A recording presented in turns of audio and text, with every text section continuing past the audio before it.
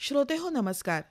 पद्मश्री पंडित तुळशीदास बोरकर यांच्या मुलाखतीचा पहिला भाग मागच्या रविवारी आपण ऐकलात. आज ऐकूया या मुलाखतीचा दुसरा भाग. त्यांच्याशी बातचीत केली आहे श्रीपाद कहाळेकर यांनी. ऐकूया. पंडित राजारामजी शुक्लांच्या बरोबरचा प्रसंग आठवतो का एखादा? हो, आठवतो. मुरली मनोहर शुक्लांचे ते गुरु. बरोबर. मुरली मनोहर शुक्ल मला म्हणाले, अहो म्हणे आपल्याला साहेबांनी सांगितलं आहे यावर्षी गायचं आहे, संगीत महोत्सवात गायचं आहे, तुम्ही पाहिजे साथीला. म्हटलं हो, तुम्ही सांगा, येतो. कुठं होता संगीत महोत्सव? बिर्ला क्रीडा केंद्र चौपाटी, गिरगावात. तिथं 8 दिवस चालायचा तो. तर गेलो. मुरली मनोहर शुक्ल मला सांगतायत, बोरकर आज गुरुजी आलेत राजारामजी, आणि त्यांना पेटी आवडत नाही, विरुद्ध आहेत ते पेटीच्या, आणि बघा म्हणाले. माझं एकदम घाबरलो मी, काय होईल म्हटलं आता. पण माझ्या पद्धतीने आपलं मी साथसंगत, आगाऊपणा नाही, काय नाही. पाणी तेरा रंग कैसा जिसमें मिला वैसा, तुम्ही कसं गाता त्याप्रमाणे जायचं, आपली अक्कल चालवायची नाही. बस असं करता करता ते त्यांचं ते गाणं संपलं. 1.5 तास. मग मला आतून बोलवून आलं, राजाराम शुक्ल तुम्हाला बोलवत आहेत.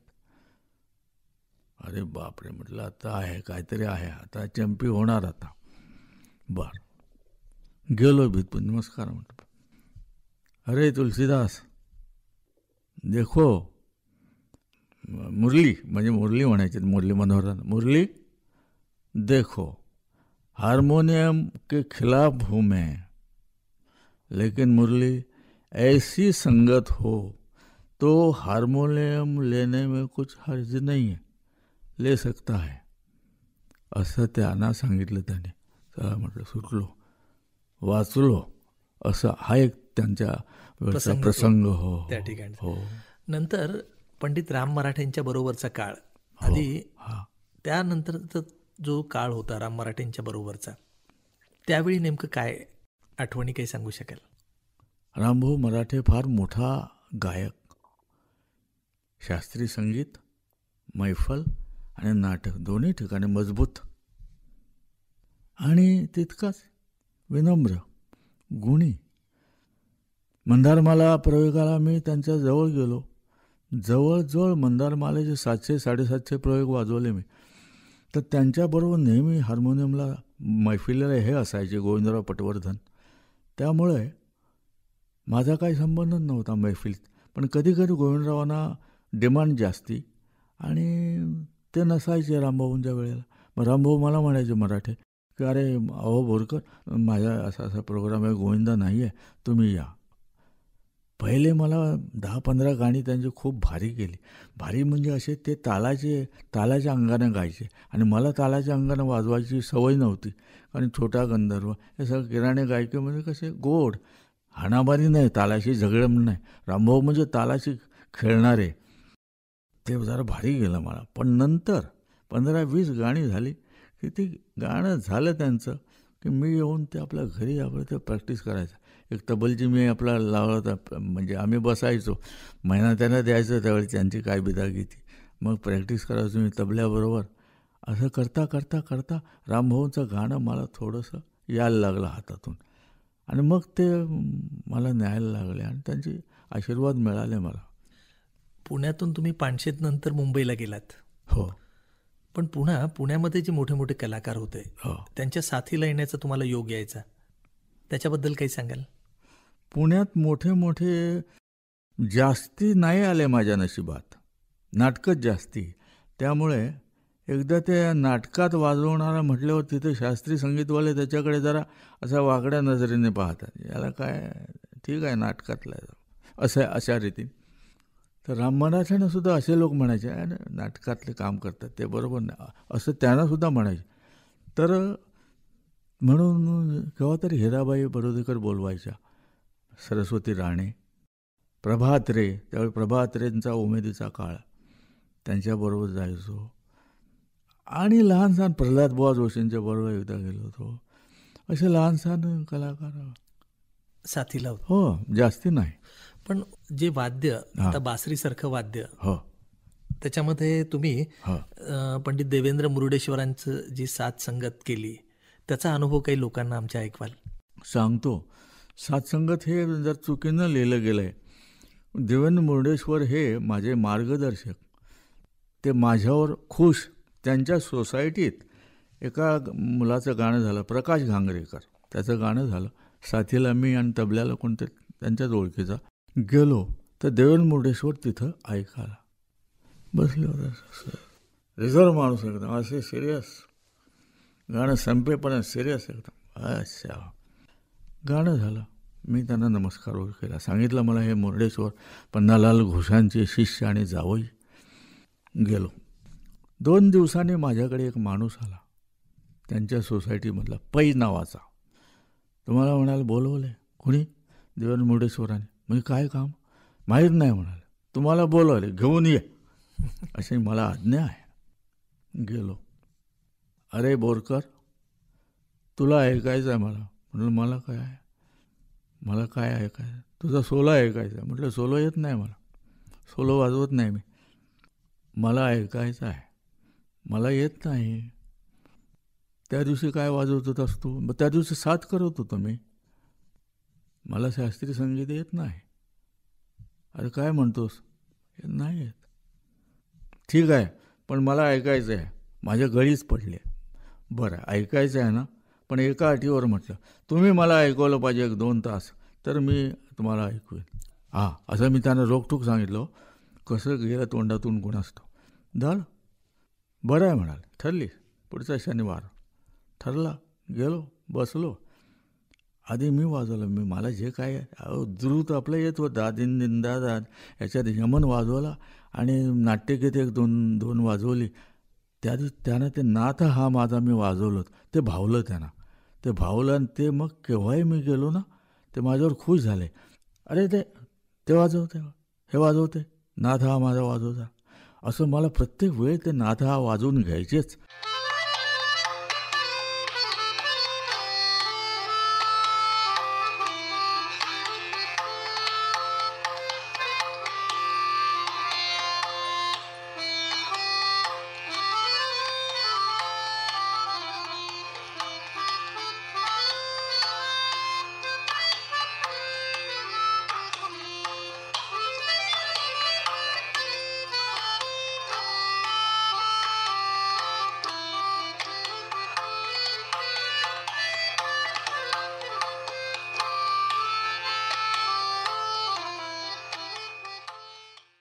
असं करता करता एक दिवस मला रेडिओचा कॉल आला.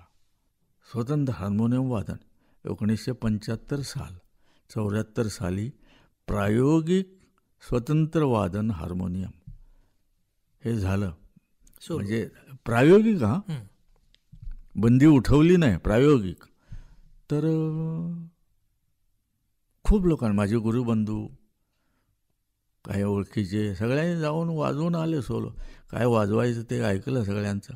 मला तर म्हटलं येत नाही.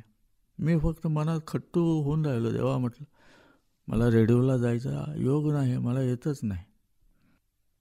तो फॉर्म आला 1 वर्षानं 75 साली कॉन्ट्रॅक्ट फॉर्म. म्हटल्यावर अरे बापरे, म्हटलं आता काय करू मी. विचार केला. 5 मिनटं सुन्न झालो. बरं मग काय होईल तर होईल म्हटलं. आलाय फॉर्म, भरला. 2 ॲटम होते ते 20-20 मिनटाचे. सकाळी 9:50 ते 10:10, दुपारी 1:10 ते 1:30. सकाळी ललत राग ललत आणि दुपारी राग शुद्ध सारंग. भरून पाठवले, खाली सही पाठवलं. All India radio Mumbai. आणि मुर्डेश्वरना जाऊन भेटलो. काय रे म्हटलं, आलो भेटायला आलो. काय झालं, काय काम आहे? काम म्हटलं असं आहे, मला रेडिओचा फॉर्म आला आहे, कार्यक्रम आला आहे आणि मला तरी येत नाही सोलो. त्याच्या हे करू नको जास्ती. अहो म्हटलं येत नाही मला, 2 महिने आहेत अजून, म्हणून तुमच्या भरोशावर म्हटलं मी ते पाठवलं आहे फॉर्म. मला जर अस्थायी अंतरावर सांग. असं करून ते माझी फिरकी घेतली त्याने. जास्ती बोलून जा चल असं करून. म्हटलं नाही हो, त्यांच्याकडे हार्मोनियम होते. या विद्येची शपथ घेऊन सांगतो म्हटलं मला येत नाही, माझी अब्रू राखा, मला म्हटलं येत नाही अजिबात, खरं सांगतो. त्यांना ते खरं वाटलं. शपथ घेतली ना मी सरस्वतीची, खरं वाटलं. मग ते म्हणाल ठीक आहे घे धर. आणि त्याने मला पहिला तो ललत कसा ते सांगितलं, राग कसा मांडायचा, पहिल्या 4 सुरात राग दिसला पाहिजे म्हणाले. समजा काय हे एखादा राग असतो भूप, तर सारे गप धसा हे सूर आहेत त्याचे, पण सारे गप धसा म्हणजे भूप नाही म्हणाले. सा ग रे प ग रे प ग, 4 सुरात राग दिसतो म्हणाले. अशी तालीम पाहिजे, लक्षात ठेव.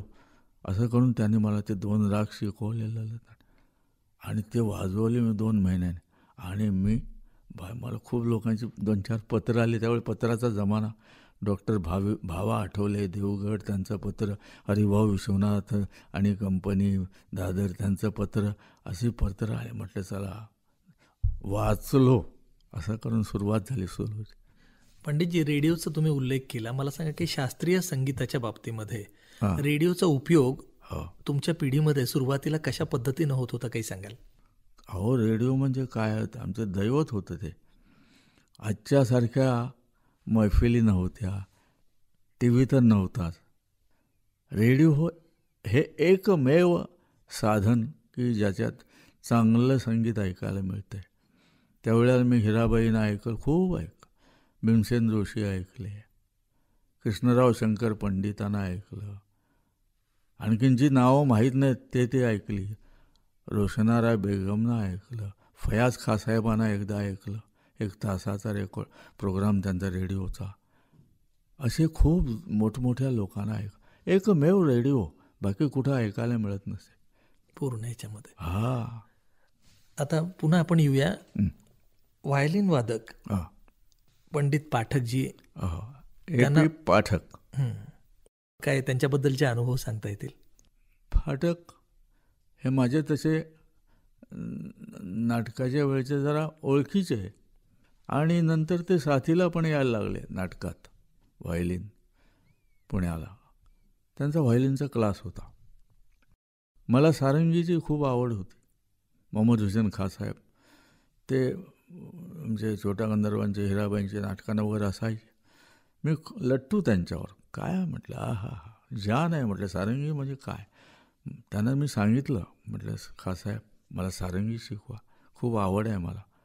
अरे पोरा तुळशीदास, सारंगी शिकू नको रे, उपाशी मरशील. आणि मी म्हणाल सारंगी वाजवतो, पण महिन्यातून एखाद दुसरं नाटक किंवा काहीतरी मिळतं मला. फक्त मी गाण्याचे ट्युशन करून जगतो आहे. सारंगीवर मी माझ्या मुलालासुद्धा व्हायोलिन शिकवलं आहे, फैयाजला. तरी तू व्हायोलिन शिक, तंत्रवाद्य जर शिकायचं असेल व्हायोलिन शिक, सारंगी शिकू नको, उपाशी मरशील. पेटी आहे, चांगला आहे. आणि त्यांचे ते शब्द खरे झाले. म्हणून मी काय केलं, पेटी सोडली नाही, ऑर्गन सोडला नाही, व्हायोलिन शिकायला फाटकांच्याकडे गेलो. ओळख होतीच, आणि त्यांच्याकडे शिकलो मी. 3 वर्षी शिकलो, पण ते माझ्या नशिबात नव्हतं. सारंगीचं आणि हार्मोनियमची तुलना तुम्ही वेगळ्या पद्धतीनं मांडता. काही 2 वाद्यांमधला फरक काही सांगाल त्या दृष्टीने? फरक म्हणजे सारंगी या वाद्यात एक डेफ्थ आहे, खोली आहे.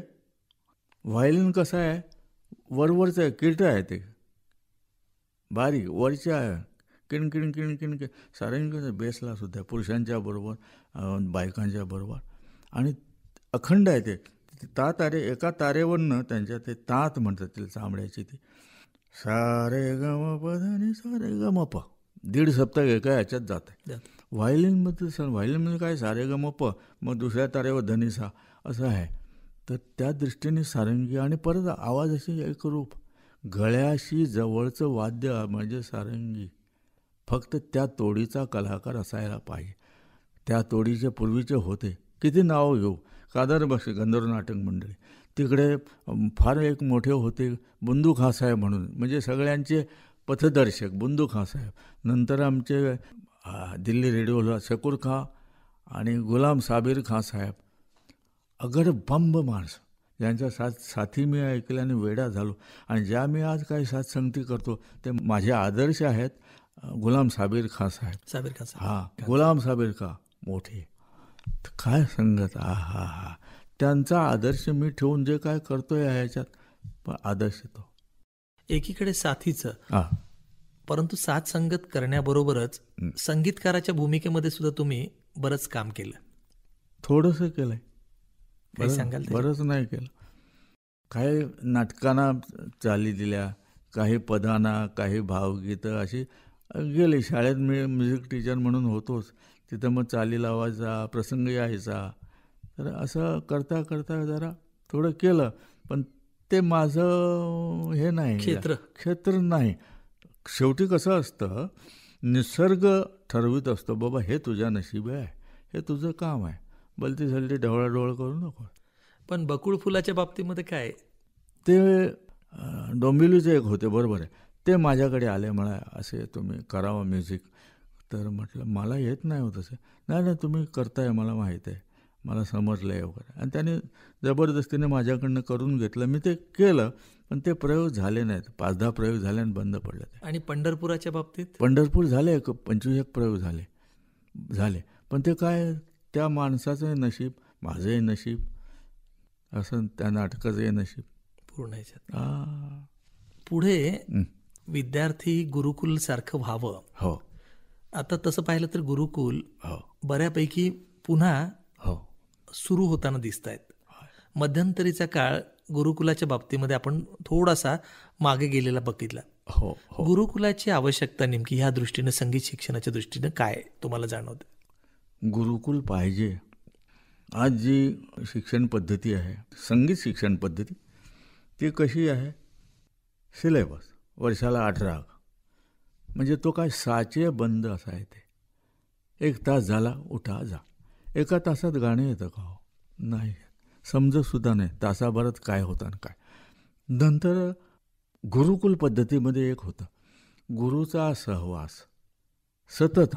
घरी राहून, पण घरी राहून जरी नसला, माझ्या घरी राहून शिकवलं नाही, फक्त एकाच विद्यार्थ्याला मी घरी राहून शिकवलं, झालं. बाकीच्यांना मी ते येत होते माझ्याकडे, पण 2-2, 4-4 तास मी त्यांच्याशी सल्ला मसलत करायचो, बोलायचं, अरे हे असं नाही तसं. तिथं तासाचा, घड्याळाचा, याचा काही संबंध नाही, पैशाचा. तर मी त्यांना मनोभावे शिकवायचो. गुरुकुलमुळे काय होतं आहे की गुरुचे संस्कार तुमच्यावर नकळत होतात, क्लासमध्ये होत नाहीत. 1 तासाचं तुमचं विद्यालय, त्याच्यामध्ये काय 10-20 याची बॅच असते, 10 विद्यार्थ्यांची. त्या बॅचमध्ये जे असतात त्याच्यामध्ये मग शिक्षक आपलं ते सांगतो, तो बसतो, दुसरी ताण घे, असं करून संस्कार काय होणार आहे. पण तुम्ही त्याला पुस्तका रूपाने सुद्धा एक साधना म्हणून संवादिनी साधना पुस्तक स्वतः लिहिलं, काय आहे जरा सांगाल त्याच्याबद्दल? पुस्तक अशासाठी लिहिलं, मी जे काय करतोय ते आता हे मुख्य झालं, पण हे माझ्यानंतर ते राहणार नाही. तर म्हणून मी म्हटलं एक काहीतरी असेल ते डॉक्युमेंटेशन पाहिजे आपलं, बाबा अशा तऱ्हेने शिकवत होता. म्हणून मी माझ्या कुलस्वामिनीच्या चरणी बसलो होतो एक दिवस बोरीला.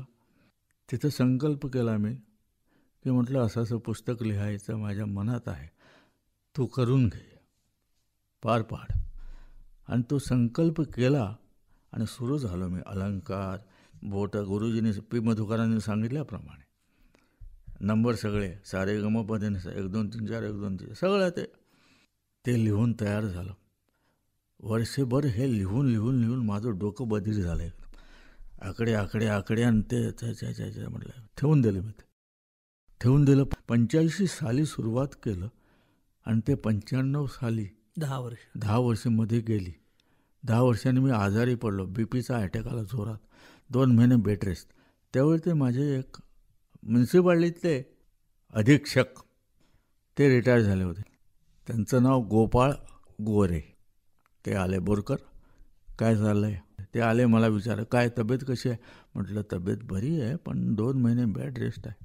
त्यामुळे काहीतरी करा. म्हणाले पुस्तक लिहा, तुम्ही सांगा मला, मी लिहिण्याचं काम माझ्याकडे. तर सांगतो मी. हे घ्या म्हटलं कागद. ते सगळे बाड माझं ते त्यांच्या ताब्यात दिलं. त्यांनी ते सगळं घेतलं आणि 15-1 दिवसात छानशी अशी पुस्तिका अशी तयार केली. माझ्याच ह्याची मजकूर, मी जे काय लिहिलं होतं ना ते सगळं एकत्र करून असं ते पुस्तक कसं मला दिलं. मी असं सर्द झालं. म्हटलं अरे वा वा, म्हटलं गोरे साहेब छान केलं हो. म्हटलं छान आहे, आता पुढचं लिहा म्हणे. छान असं जोड्या म्हणाले, आता पुढचं. असं करून करून त्याने माझ्याकडनं ते 6 महिन्यात झालं. म्हणजे साधना पूर्ण झाली 6 महिन्यात. मग ते प्रिंटिंगला गेलं, मग ते अजून एक 5-6 महिने गेले. आणि आता एक मार्गदर्शक पुस्तिकेच्या स्वरूपामध्ये विद्यार्थ्यांना ते उपलब्ध आहे. निश्चित आहे. आता 1975 साली पहिल्यांदा आकाशवाणीवर सोलो, हो, त्यावेळचा अनुभव तुम्ही सांगितला. हो. मला सांगा की त्यानंतर प्रत्यक्ष सोलो वादनाचा कार्यक्रम तुम्ही केला, जी. त्याच्याबद्दल जरा काही सांगाल? प्रत्यक्ष सोलो वादनाचे कार्यक्रम ज्यावेळी केले, पण ते असेच म्हणजे मिक्स प्रोग्राम आहेत गाण्याचे, त्याचे एक माझा एक आयटम अशा याने. तर गाण्याचा ऑडियन्स, वादनाचा ऑडियन्स, वादनात तबला असतो, हार्मोनियम असे, तर तो ठीक होता माझ्या दृष्टीने. शिकण्याचा असा अनुभव होता तो. काय करावं, कुठं थांबावं, किती वाजवावं, हा शिकण्याचा असा अनुभव आला त्यातून. पंडितजी, नुसतं सहवादन, साथ संगत किंवा सोलो वादन असेल एवढंच नव्हे, तर हार्मोनियम तयार करणारे, त्याची विक्री करणारे असे, जसं तुम्ही नाव सांगितलं की दादा हरिभाऊ विश्वनाथांचं, तुम्हाला लगेच पत्र तुम्हाला त्यावेळी मिळालं, निरोप आला कार्यक्रमानंतर. विक्रेता आणि कलाकार असे त्यावेळचे संबंध नव्हते आणि ते अजूनही तुमच्यापर्यंत टिकून आहेत. मला सांगा, हे नातं कशा पद्धतीनं झालेलं आहे ते? आता याच्यात एकच सांगता येईल, व्यवहार मी केला नाही की बाबा माझं हे असेल, माझं हे मानधन आहे, माझं हे आहे, असं मी व्यवहाराने कुणाकडेच वागलो नाही. हरिभाऊंच्याकडे सुद्धा, म्हणजे आता जे आहेत ते, त्यांची मुलं आहेत, 3री पिढी आहे, हरिभाऊ दिवाणे, त्यांचे वसंतराव दिवाणे, आता हे उदय वगैरे. पण मी व्यवहाराने न वागल्यामुळं ते लोक प्रेमाने वागतात आणि त्याचंच हे फळ आहे असं मला वाटतं. त्याच्यात काही विशेष काय नाही आहे. नवीन कलाकारांच्या बाबतीमध्ये काय सांगाल तुम्ही, आजची स्थिती? आज काय झालं, सगळं एका शब्दात सांगायचं म्हणजे अलीकडच्या भाषेत कमर्शियल झालं आहे. सगळं व्यवहार, सगळं अमकं आहे, काय कुठे आहे प्रोग्राम, किती तासाचा प्रोग्राम पाहिजे तुम्हाला? मला 3 तासाचा आहे ना, 12,000. अच्छा, मग आम्हाला एक तासभर पाहिजे ना, मग 4,000 द्यायचे आणि येणं जाणं ते हे आमचं सगळा व्यवहार असं झालं आहे. शिक्षणाच्या बाबतीमध्ये आणि परफॉर्मन्स अगदी सुरुवातीच्या काळामध्ये दाखवण्याचा अट्टहास, थोडासा कलाकार थोडंसं शिक्षण घेतल्यानंतर लगेचच आपला सार्वजनिक परफॉर्मन्स व्हावा या दृष्टीनं सातत्यानं प्रयत्न करतोय. याबद्दल तुम्हाला काय वाटतं? हे त्याचं अज्ञान आहे असं वाटतं. मुख्य म्हणजे काय, जोपर्यंत आपल्याला पूर्ण ज्ञान होत नाही, जसे पूर्वीचे आमचे वाडवडील कमीत कमी 12 वर्ष तरी झाल्याशिवाय त्याला बाहेर पडू देतच नसत. मी सांगितल्याशिवाय गायचं नाही बाहेर, हा दंडक असायचा. आज काय झालं आहे, गुरुजी सांगतात असं असं आहे, अच्छा तुला गायचं आहे का, मग जा बाबा. कारण शिष्य पैसे देतो, गुरुजींना पैशाची जरूर असते, मग गुरु परवानगी देतात, असं काहीतरी झालं आहे, ते गडबड झाली. त्यामुळे शिष्य गातात बाहेर. पंडितजी, आता आपण घराण्यांचं जे अस्तित्व आहे त्याच्याबद्दल, जी पुढची पिढी घराण्यांच्या बद्दलची ती तयार होते त्याच्याबद्दल. थोडे आहेत घराणे जपून, घराण्याची शान जपून त्याप्रमाणे वाटचाल करणारे आहेत. जसे आजची नावं देईन मी, अर्थात ते पहिल्या पिढीतल्या माझ्यानंतरची उल्हास कशाळकर आहेत, जे घराण्याचा वारसा चालवणारे लोक आहेत. त्यानंतर त्यांचे शिष्य आहेत, थोडे आहेत. बाकी सगळे आपलं स्वयंनिर्मित, स्वयंप्रकाशित असे करतात. पंडितजी, ज्या विद्यापीठामध्ये संगीत शिक्षणाची परंपरा अजूनही चांगल्या पद्धतीनं जोपासली जाते, त्या ठिकाणी मार्गदर्शक म्हणून तुम्ही कोल्हापूरच्या शिवाजी विद्यापीठामध्ये सुद्धा आला होता. तर याच्याबद्दल काही सांगाल? माझी भारतीबाई वैशंपायनांची ओळख झाली. त्यानंतर त्याने मला याच्यात बोलवलं, विद्यापीठाच्या परीक्षेसाठी, परीक्षक या नात्याने बोलवलं. मी गेलो, असं खूप वेळा गेलो परीक्षक म्हणून. मग त्या मला म्हणाल्या की असं असं तुमचं वर्कशॉप एकदा होऊ द्या, आणि आमच्याकडे काही विद्यार्थी आहेत हार्मोनियम शिकू इच्छिणारे, तर त्यांच्यासाठी वर्कशॉप असं त्यांच्या आग्रहावरून मी 2दा तिथं वर्कशॉप घेतलं आहे. गुरुजी, हो एक वेळ हार्मोनियम शास्त्रीय संगीताला बाधक आहे हो असं कलाकारांचं सुद्धा मत. हो त्यानंतर पुन्हा हार्मोनियमचा वापर कलाकारांनी मोठ्या प्रमाणात सुरू केला हो आणि या कलेला तुमच्या रूपानं त्याला मोठ्या पद्धतीनं साथसंगती मिळाली. तुमचा गौरव करण्यामध्ये प्रत्येकाला भूषण वाटलं. तुम्हाला बऱ्याच पुरस्कारानं सुद्धा सन्मानित केलं. भारत सरकारने पद्मश्री पुरस्कारानं तुम्हाला सन्मानित केलं. खरोखर कलेचा हा गौरव आणि तुमच्या कलाकार म्हणून तुमचा सुद्धा गौरव. याच्याशिवाय जे वेगवेगळे पुरस्कार मिळाले, ITCचा असेल किंवा इतर जे वेगवेगळे पुरस्कार आहेत, या पुरस्काराबद्दल थोडक्यात काही सांगाल? एका शब्दात सांगतो, हे सगळे पुरस्कार जे मिळाले ते माझ्या कुलस्वामिनीला मिळालेले पुरस्कार आहेत, माझ्या गुरुजनांना मिळालेले आहेत. फक्त ते मी जाऊन घेतले आणि मला ते दिले, पण अधिकार त्यांचा आहे. त्यांच्यामुळं मला मिळाले, हे त्यांचे आहेत आणि हे त्यांना मी अर्पण करून बसलो. हे तुमचे आहेत. हे तुमचं मोठेपण, जादुई किमया तुमच्या बोटांची आणि श्रोत्यांनी त्याला दिलेला प्रतिसाद, या दोन्ही गोष्टी. आता एक शेवटचा प्रश्न, तुम्ही गोवा सोडून पुन्हा गोव्याकडे पाठ वळवली असं म्हणूया का? नाही, गोव्याकडे पाठ नाही वळवली. गोव्याकडे मी असा डिसिजन घेतला होता एक 10 वर्षापूर्वी, कायम राहायचं गोव्याला. पण नंतर काही लोकांनी सल्ला दिला, हे बघ बोरकर, गोव्याला जाऊन या. त्याप्रमाणे मी ते जागा ब्लॉकसुद्धा घेतले, 2 ब्लॉक घेऊन ठेवले, एक तळमजल्यावर म्हातारपणासाठी आणि एक सेकंड फ्लोअरला, असे 2 घेतले आणि तिथे जायला लागलो. मी महिन्यातून एकदा जायचो, 8-10 दिवस राहायचो, 5-6 पोरं यायची, त्यांना शिकवायचो. पण मला यश नाही आलं. माझी अशी इच्छा होती, माझ्या हातून इकडून देवीनी महाराष्ट्रात शिष्य घडवले, तसेच गोव्याला 1-2-4 आपल्या जन्मभूमीत घडवून घ्यावेत, म्हणून मी जात होतो. पण मला यश नाही आलं.